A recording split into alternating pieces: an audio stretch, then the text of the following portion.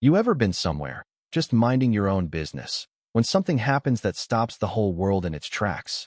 That's what went down at Maria's Diner, this little spot tucked away in the heart of Atlanta, where the air smells like fried chicken and sweet tea. It was a regular Tuesday, folks chatting, forks clinking, until Wama's slap echoed through the place like a gunshot, silencing everyone. I'm talking about Miss Clara, this sweet, wiry woman in her late 60s, who'd been serving tables at Maria's for years. She was carrying a tray of cornbread and collards when Tanya, the menagerie woman with a temper sharper than her stiletto slayed into her. "Move it, old lady," Tanya snapped, her voice dripping venom. "You're slowing down my whole operation." Clara stumbled, the tray crashed, and that slap landed right on her cheek. Folks froze. Plates rattled. Clara pressed her hand to her face, eyes welling up, but she didn't say a word, just stood there, small and steady, like she'd been carrying pain her whole life.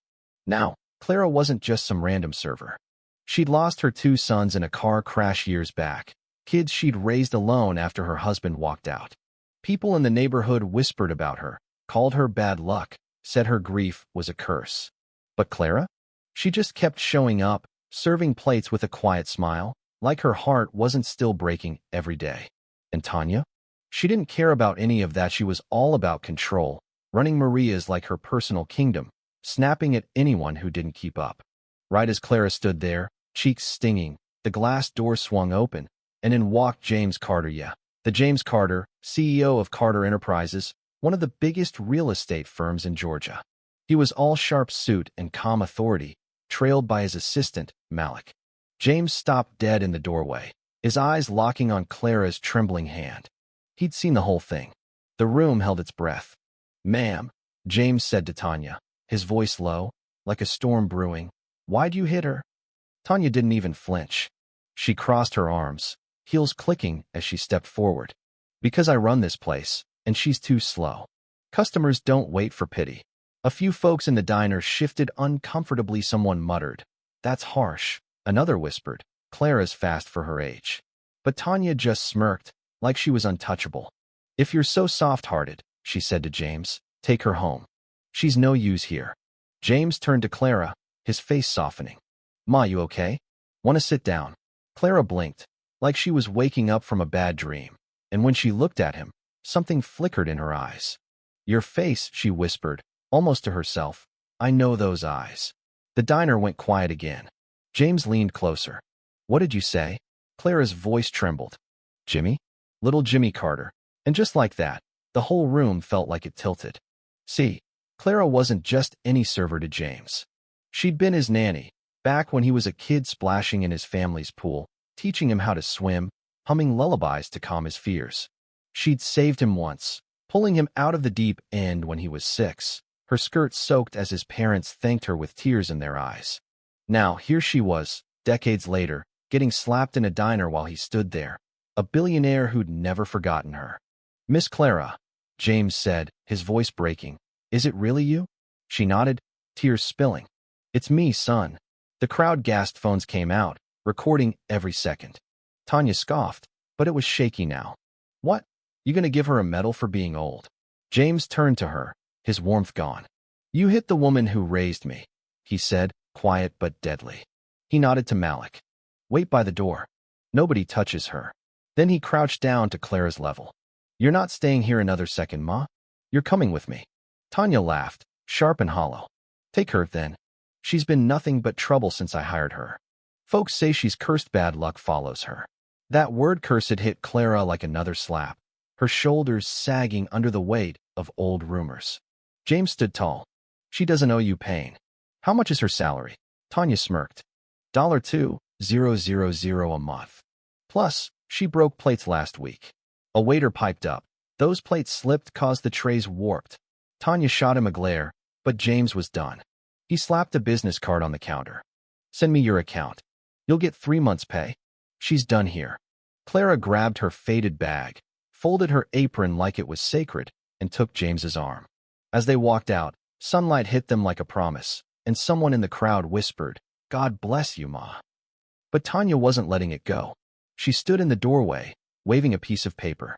"Before you play hero," she called, You should know your sweet nanny's a thief. CCTV caught her hand near the till money's missing. Sirens wailed in the distance, getting closer. Clara's bag slipped in her grip, her eyes full of a pain older than the city itself. James squeezed her hand. Ma, tell me the truth. Her voice was steady. I didn't take a dime. He faced the oncoming police lights, voice like steel. Everyone, stay put. Two cops stepped in, one older with kind eyes, the other young and all business. Tanya rushed forward, waving her phone.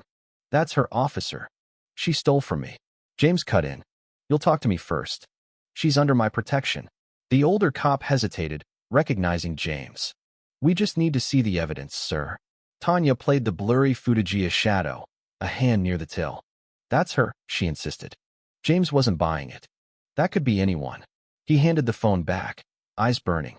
You're not protecting your business, you're destroying her. The cops agreed to take the case to James's office for review, and he got Clara out of there, into his SUV. The ride was quiet at first, the city blurring past. Then James spoke, soft. You used to hum this song when I was a kid, Ma. Still remember it. Clara's eyes lit up. You do? That old lullaby. He nodded, smiling. Kept me calm when I was scared. She touched his arm. You were always a good boy, Jimmy. Life at James's mansion was like a dream for Clara. Hibiscus gardens, warm tea, no more heavy trays or cruel words. But the peace didn't last. 3 days later, Malik rushed in, pale. Sir, Tanya posted a video online. Says Clara stole from her. It's blowing up. Clara's spoon shook in her hand. James's jaw clenched. She just made a big mistake. They drove back to Maria's, the parking lot buzzing with gawkers. Tanya stood behind the counter, smug. Couldn't stay away, huh? James didn't blink. You're trending for the wrong reasons, Tanya. He nodded to Malik, who pulled up enhanced footage on a tablet. Clear as day, the hand near the till had red nail polish. Tanya's. Clara's hands? Bare. The crowd gasped. James turned the screen to Tanya. Care to explain? Her face crumbled. I was just moving the envelope. James leaned in. For 2 days? That's how long the money was gone before your fake report. The room went silent. Tanya's staff turned on her, one saying, Clara never took anything. She was kind to us. James's voice was ice. You owe her an apology. Publicly. Tanya's pride broke. I'm sorry, she whispered, tears falling. Clara looked at her, soft but firm. Forgiveness doesn't erase pain, but it frees the heart. I forgive you. That should have been the end, but then Tanya vanished. Her car was found by the Chattahoochee River, empty. A photo surfaced of her talking to a man with a serpent tattoo. Leon, a former driver for James's dad, fired for stealing years ago. When James confronted him in the mansion's garden one stormy night, it turned deadly. Leon lunged, they fought, and a shot rang out. Leon fell, blood pooling in the ring. Clara's scream from the balcony broke the night. What have you done, Jimmy? James dropped the gun, shaking. He was going to kill us, Ma. The police ruled it self-defense, but James wasn't the same. He stopped eating, stopped talking, just stared out at the garden where it happened. Clara sat with him one night, her voice gentle. You fought to protect, not destroy. Forgive yourself, son. Slowly he did. He proposed to his fiancée, Lena, under the hibiscus trees, and Clara became their family's heart, teaching recipes, telling stories, humming that old lullaby. Years later, Lena gave birth to a boy, named Caleb after James's dad. Clara blessed him, tears in her eyes. May you walk in peace, little one. And when she passed quietly under the almond tree at 78, James buried her there, whispering, Rest now, Ma. You taught me kindness is stronger than power. The mansion glowed golden that evening, a testament to grace over pain. So what do you think?